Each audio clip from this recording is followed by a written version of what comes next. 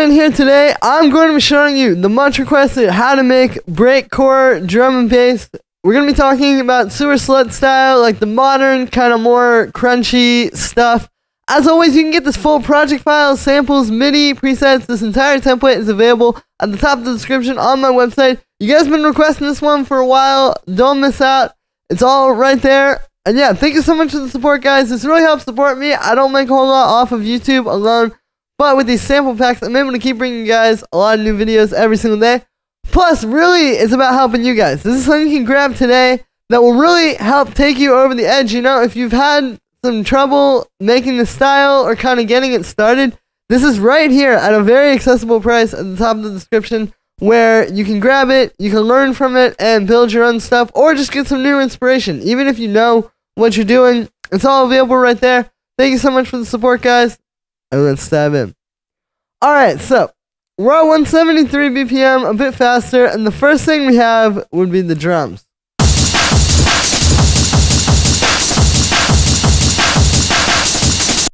Now, it's two breaks layered together. I've been talking about this technique actually quite a bit recently.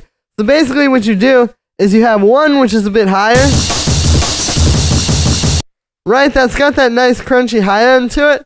But then you have one that has like a good kick and snare and kind of more punch and mid-range and low end.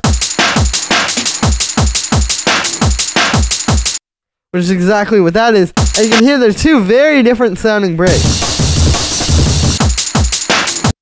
But then you put them together. And if you get the levels right, like you can see, the kick and snare break, for example, is a bit louder. You can create one full break, and there's no drum samples or like one-shots here. It's literally just using the breaks. Now, in most styles, this wouldn't really work, but with this modern kind of crunchy breakcore stuff, it's kind of already got that lo-fi feel to it, so you don't need to worry too much about having like a super, like an individual kick and snare. Again, as long as you can find a break that already has just like a good punchy kick and snare to it, and then layer it with like an amen break or something with a bit more high end, and then just make sure you can like really hear the punch. That's all you need. Now, in terms of these individual layers, so you can see the break with the kick and snare doesn't have any processing. It's just kind of preserving that original sample. And then on the amen break, we actually have a little bit of saturation, because I wanted to show you how to get that really crunchy style of amen break like you hear, where it's not completely off the deep end. Like, it's still an amen break, right? Like, it's not too far gone or too different from that or too over processed away from that, but there's something on top of it that's kind of making it like not just that same old amen break that you heard in the 90s, right? Like, there's something a little bit more futuristic to it. And that's where the Saturator comes in, and particularly the wave shaper. It's actually a really useful tool for this, because basically what you're able to do is you can really get this like shaping where certain frequency ranges will crunch it a little bit differently, if that makes any sense. Like, if you can hear this, like when the kick and snare come, you get that really good like kind of crunchiness, and it almost turns it into like a different type of hit, but then the hi-hats and rides are still coming through.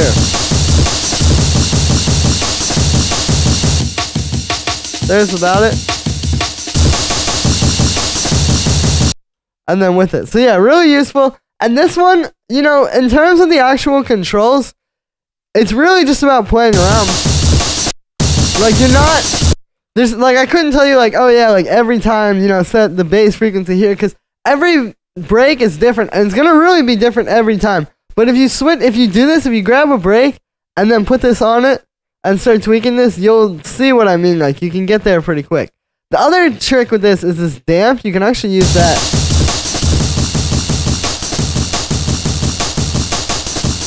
And you can see it'll kind of, like, make the transients a bit sharper if you want that. Cool, so then the last thing to talk about with the drums, before we move forward, is the chopping. Now, the way that I made this, is I made this whole thing. I brought in the break beats, I got the processing on the amen break, I got the levels right, I made the rest of the elements around it, because this is what I started with, and this is probably what you want to start with. It's like a break beat, right? But when I was working on it, it was just like a very simple pattern. It was just, you know, like a standard like kind of two-step like drum and bass pattern. Only at the very end, when I was about to go and actually like export this, is when I went and added all this chopping. And that's kind of how you want to do it, because this chopping is like a response to like what's happening with the bass, what's happening with everything else in the track, and really all that needs to be set up, and then you can get kind of a better groove. Because if you just make this and then make everything around it, it's not quite the same as if you have like your bass groove going and you have the drums and it's all set up, and then you just make some chops that kind of respond to what's happening there. And you can see what I mean. Like if I play it with the bass,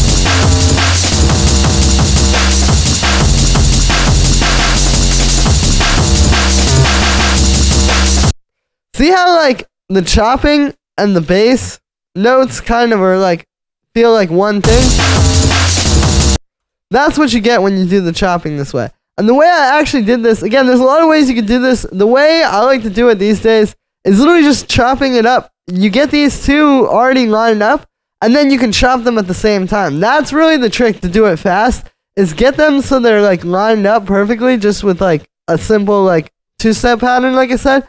And then you can actually go and like chop these and just like, you know, pull a little like, you know, like this is 3/8 notes long, right? Like just grabbing chunks like that. And it doesn't have to always be so like a lot of times, you know, it's just taking one chunk like that and just like duplicating, you know? And also playing around like, you know, having little patterns like that so it's not just the same two-step every single time. And if you do it like that, you can get these very nice chops that are going to work with the whole thing. And this whole thing is 8 bars long, right? Like, and then it restarts there, so.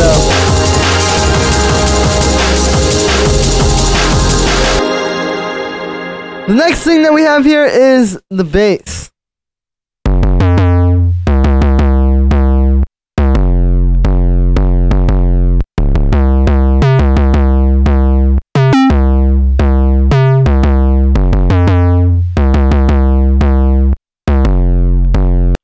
So we're in the key of F minor here, and you can see this is actually really just using 2 notes, right? It's just F and C. So if we're looking at this from a musical perspective, it's the root note and the 5th, like a very basic thing here, but it's just the way it goes between them, and the way that like, you get 2 bars of C and then 2 bars of F. So it's just like a very like fluid progression.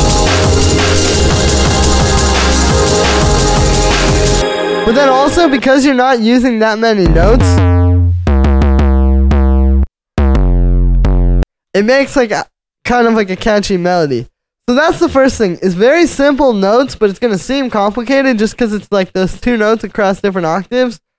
But then also, it's really the groove. It's that 8th note like jungle 808 groove where it's not like, you know, there's no 16th notes. It's just very like kind of bouncing around the pattern in the drum break.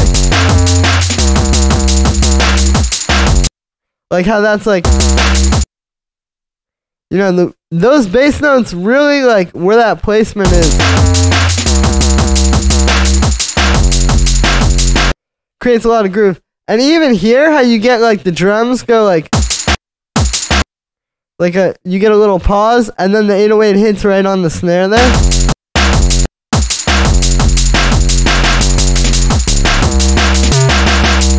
All of that is what's creating the groove.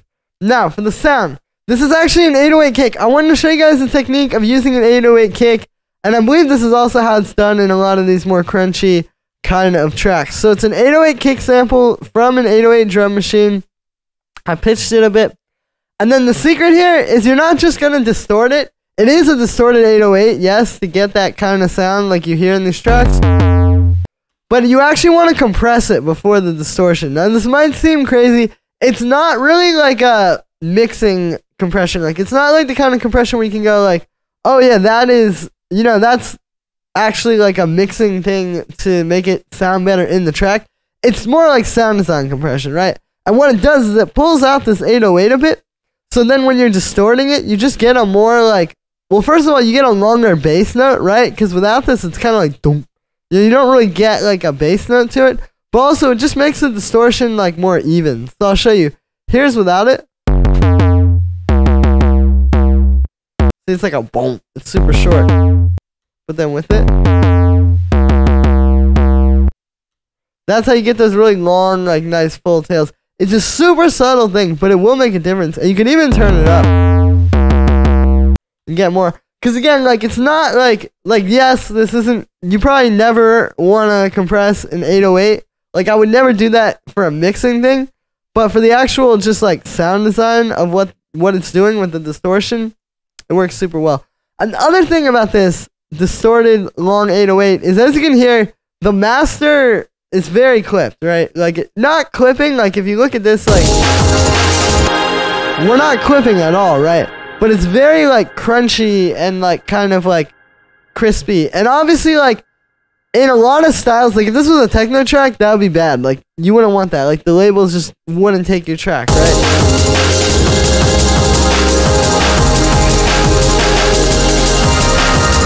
But here, that's actually kind of good.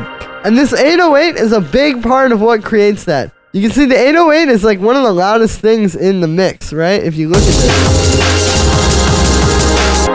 And what happens is it pushes up against this. Like the kick with the high end in the amen break. And that's creating that crunch. So it's not just like it's kind of like how this is fitting into that whole thing, and with your mastering, how this 808 is going to kind of make that crunchy lo-fi aesthetic go even further. So the next thing that we have here is this little atmosphere pad I created. And what this is doing is it's actually these little chords. Right? Like you can see. So what's happening is it's two melodies. It's this. Again, we're in F minor. So we're doing our root note, our ninth, our minor third, and then the fifth. So dun dun dun dun. But then we also have this like. So it's this melody. This melody. And then this melody. And that's all. And then also over here, it's the same thing where you have this and this. So when you're putting together these two different melodies, and it kind of like creates these chords, you can see it's all notes that are going to fit really well musically over top of this.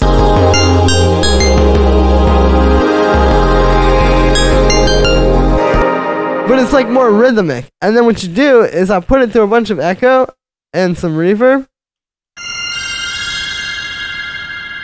And then it just turns into a pad. It's like you get this thing where basically like all those little notes and all the little like harmonies that are happening kind of like get... It just becomes one big chord and it sounds really good.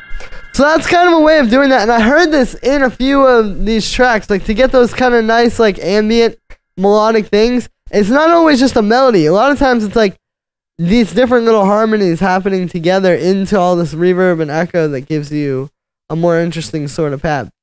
So then what it is it's just this simple FM sound with two sine waves, same octave, right? Just kind of like plucky. And then just the echo and the reverb. And that's it for the sound.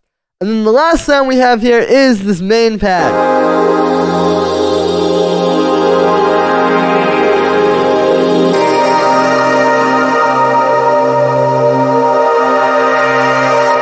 So if you stuck around to this point, you're in for a treat, because obviously this is a very interesting pad. And it can actually stand on its own totally fine, right?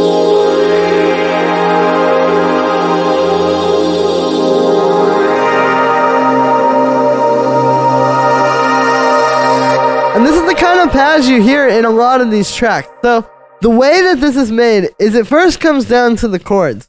Now we're actually doing the same thing I showed you in the bass. Well, actually kind of like, yeah, you can see what was happening in the bass where it was going from C to F. This actually goes F to C, but it's... kind of not also. It's a little bit vague, but basically this first chord here is this like C minor 9 sort of thing. So basically what's happening is, yeah, you can see we got our C minor. We have a 6th, a minor 7th, a root note, and actually a minor 3rd, so it's not a 9th. It's actually a minor 7 chord. And then another 6th there. Plus down here you have a low F. So you get all this harmony. And even some of the notes, like that high G sharp is almost like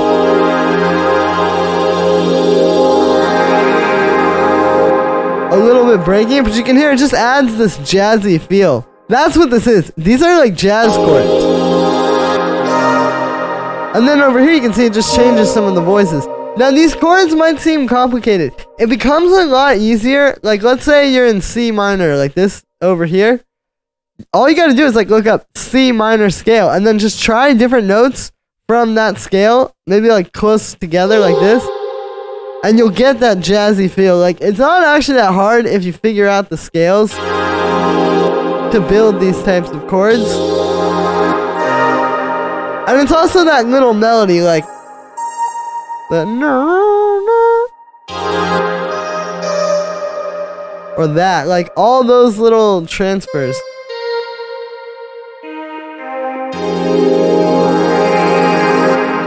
Now, for the sound on this one, it's made with 4 layers.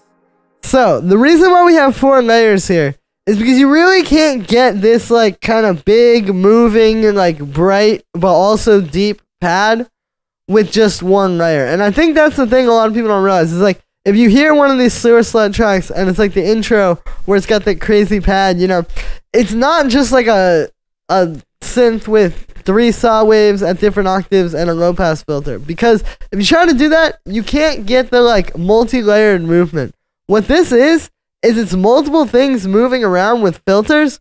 And when you have all those different filters moving around, and some of them are really deep and closed, and some of them are really high and open and letting through a lot of high end, and also some of them are bandpass filters and some of them are low pass filters, you get like just a very detailed movement. And you really just couldn't get it with like one synth. So what's happening here is first it's this wavetable patch.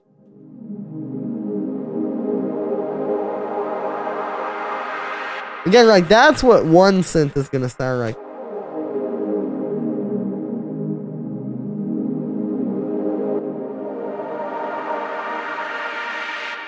Yeah, it's this patch where it's a saw wave and a square wave, which is an octave up, going into a bandpass filter.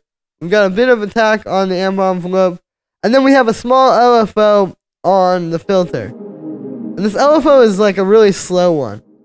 Plus, we have some chorus and some unison. Then, if you look down here, then the next layer is this analog. And you see, this has a little bit of a faster LFO. So already, because you have 2 different LFOs, and they move at slightly different times, you're creating like a more detailed sound already. So, yeah, you can see that happening here. And then this one is 2 saw waves, same octave, low pass filter with an LFO and key tracking. So the high notes are a little bit more open on the filter. There's the LFO. And then we just have some vibrato and unison. And you can see we're not over processing these layers. There's really no processing on the actual like individual layers in here. Then we have this FM pad. And this is really good because you kind of reach a ceiling with the saw waves and square waves, right? Like at a certain point, it kind of all starts to sound the same. And we needed something maybe a bit brighter with kind of a more digital sound to it. So we get those like kind of things happening, right? When the filter opens. So that's where this comes in. And what this is just 3 sine waves at different octaves. Detuned a little bit, you can see, to kind of give us the movement. I've got a bit of attack on the first one. And then a low pass filter with some drive. It's on the MS2 setting. And then I have an LFO on that, plus on the volume of oscillator beat. Again, this is just giving you like that extra, more full layer. And then the last thing, because if you listen to those 3 layers together, it's very full, but there's still something bright that's missing. And that's where this choir sample comes in.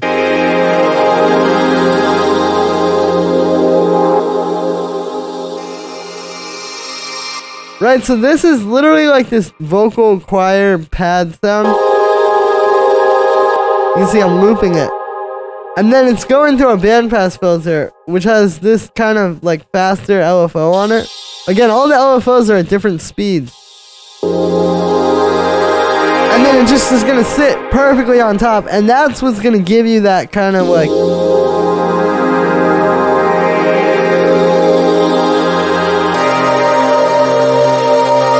you know, that final, like, almost like a bright, like, organ sound to it. So that's all 4 layers. And then all 4 of those are going through this reverb, as well as a tiny bit of drum bus, which is blended on there. And then just a high pass filter. And that's it for that main pad.